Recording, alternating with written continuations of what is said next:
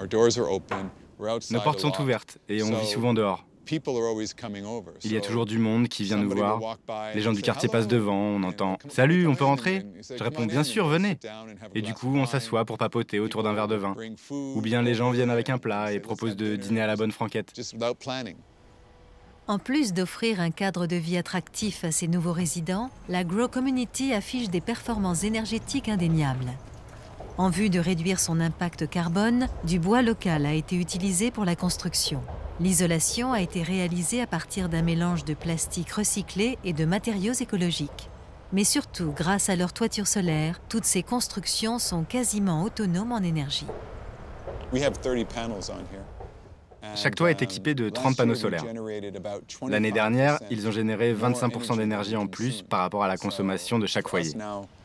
Au final, on se retrouve à payer l'équivalent de 10 € d'électricité par mois. C'est tout. C'est vous dire si c'est très avantageux.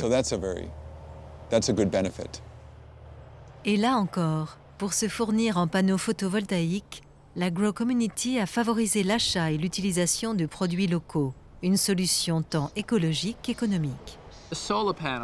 Ces panneaux solaires sont fabriqués et assemblés ici, dans l'État de Washington. La bonne nouvelle, c'est que c'est l'État lui-même qui a voulu encourager l'utilisation de panneaux photovoltaïques pour contribuer à réduire son empreinte énergétique. L'État a mis au point un programme incitatif en disant « Utilisez des panneaux fabriqués à Washington et on vous en rembourse une partie ».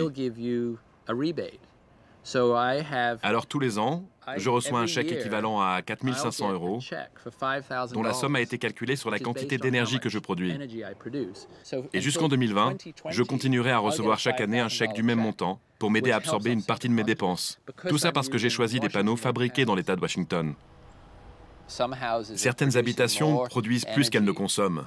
Beaucoup vivent dans une maison dont les besoins légèrement supérieurs les empêchent d'avoir un bilan énergétique nul. Alors qu'une ou deux familles vivant dans les mêmes conditions arrivent sans problème à produire plus qu'elles ne consomment.